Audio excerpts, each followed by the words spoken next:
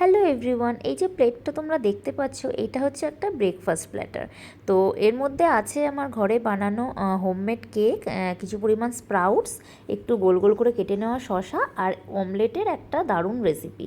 খুব সুন্দর খেতে হয় এই অমলেটের রেসিপিটা, খুব চটজলদি হয়েও যায় আর দেখতেও কিন্তু খুব কালারফুল হয়। তো তার জন্য প্রথমেই কি করব সেটা বলছি, অমলেটের রেসিপিটা একটু শেয়ার করছি। তার জন্য প্রথমে কড়াইতে 2-3 চামচ সাদা তেল দিয়ে স্প্যাচুলার সাহায্যে সেটাকে একটু স্প্রেড করে নিলাম। তোমরা চাইলে বাটারও দিতে পারো।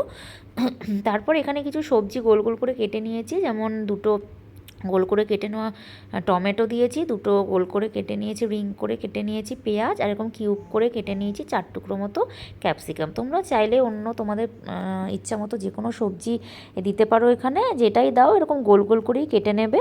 আমি একটা ডিম দিয়ে করছি বলে অল্প নিয়েছি সবজি, তোমরা ডিমের পরিমাণ বাড়াতে চাইলে বাড়াতে পারো, সাথে সবজিটাও বেশি পরিমাণে দেবে। এরকম ঢাকা দিয়ে কিছুক্ষণ দু পিঠ এরকম গোল্ডেন ব্রাউনিশ হয়ে যাওয়া পর্যন্ত একটু আমি একটু কুক করে নেব এই সবজিগুলোকে হালকাভাবে। তারপর এরকম উপর থেকে দিয়ে দেবো একটা ফেটিয়ে রাখা ডিম। তোমরা ডিমের পরিমাণ চাইলে বাড়াতে পারো। ডিমটা এরকম দিয়ে দেওয়ার পর একটু স্প্রেড করে নেব গোল করে ডিমটা দিয়ে, উপর থেকে এরকম একটু চিজের স্লাইস আমার কাছে ছিল সেগুলো টুকরো করে দিয়ে দিলাম। তোমরা চাইলে মজারেলা চিজও দিতে পারো।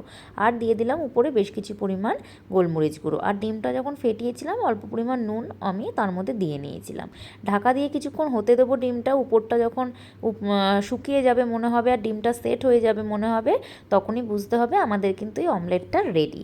4 টুকরো করে কেটে নিয়ে তোমরা কিন্তু এটা সার্ভ করতে পারো ব্রেকফাস্টে। থ্যাঙ্কস ফর ওয়াচিং, আর এটা একবার বাড়িতে অবশ্যই কিন্তু ট্রাই করে দেখবে।